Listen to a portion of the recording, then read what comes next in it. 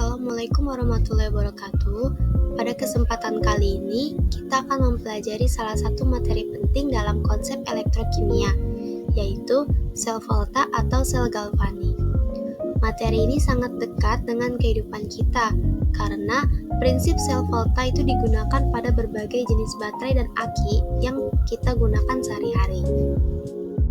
Setelah mempelajari materi ini, diharapkan kalian mampu menjelaskan pengertian sel volta, mengidentifikasi komponen penyusun sel volta, menentukan reaksi redoks dan juga memahami prinsip kerja dalam sel volta, juga menuliskan notasi sel voltanya dengan benar, serta mengetahui aplikasi sel volta dalam kehidupan sehari-hari.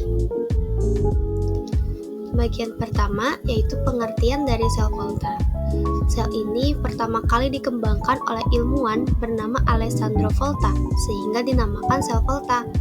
Sel volta atau sel galvanik adalah sel elektrokimia yang mengubah energi kimia menjadi energi listrik melalui reaksi redoks yang berlangsung secara spontan.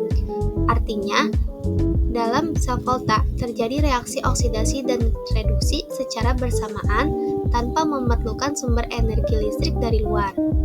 Dan dari reaksi tersebut dihasilkan arus listrik.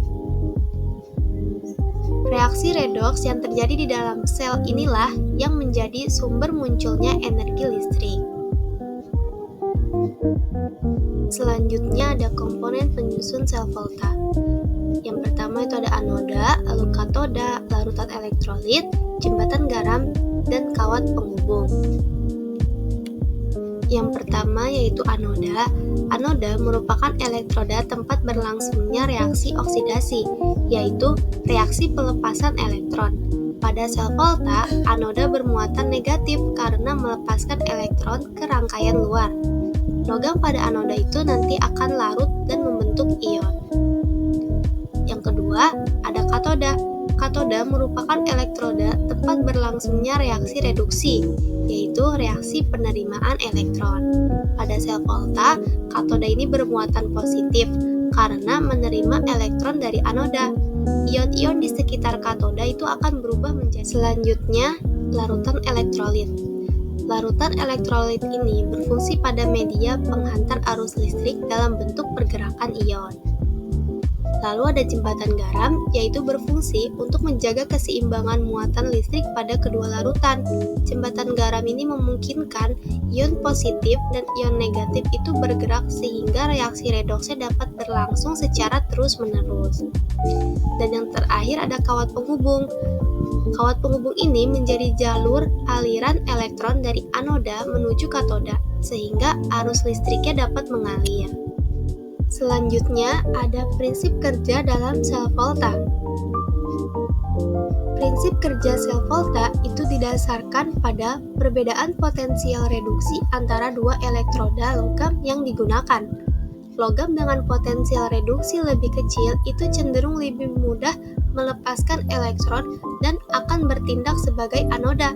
Sedangkan logam dengan potensial reduksinya lebih besar itu akan bertindak sebagai katoda. Ketika rangkaian dihubungkan, logam pada anoda itu akan mengalami oksidasi dan melepaskan elektron. Elektron mengalir melalui kawat menuju katoda. Di katoda terjadi reaksi reduksi karena ion menerima elektron. Sementara itu, ion-ion bergerak melalui jembatan garam untuk menetralkan muatan. Nah, perpindahan elektron inilah yang menghasilkan arus listrik secara kontinu selama reaksi masih berlangsung. Sebagai contoh, kita bahas sel volta dari pasangan logam Zn dan juga Cu. Pada sel ini, Zn itu bertindak sebagai anoda dan tembaga atau Cu itu sebagai katoda. Reaksi pada anoda adalah reaksi oksidasi, yaitu Zn padat melepaskan dua elektron dan berubah menjadi ion Zn atau ion seng. Nah, reaksi pada katoda adalah reaksi reduksi, yaitu ion tembaga atau ion Cu itu menerima dua elektron dan berubah menjadi tembaga padat atau Cus. Jika kedua reaksi tersebut digabungkan, maka diperoleh reaksi sel secara keseluruhan, yaitu Zn bereaksi dengan ion Cu menghasilkan ion Zn dan Cu padat. Karena reaksi ini berlangsung secara spontan, maka sel Zn dan Cu itu dapat menghasilkan energi listrik. Selanjutnya, kita akan bahas tentang reaksi kimia yang terjadi dalam sel volta, yaitu reaksi redoks atau reduksi dan oksidasi. Yang pertama, reaksi di anoda. Reaksi yang terjadi di anoda yaitu disebut dengan reaksi oksidasi. Nah, sebagai contoh yang tadi, kita tuliskan dengan Zn solid itu berubah menjadi Zn2 plus aquos plus 2 elektron. Karena di anoda ini terjadi oksidasi yaitu pelepasan elektron. Yang kedua, reaksi di katoda yaitu reaksi reduksi. Sebagai contoh yang tadi, itu Cu2 plus aquos ditambah 2 elektron min menjadi Cus atau Cu solid. Karena di katoda itu terjadi reduksi atau penerimaan elektron. Yang ketiga, reaksi sel keseluruhan.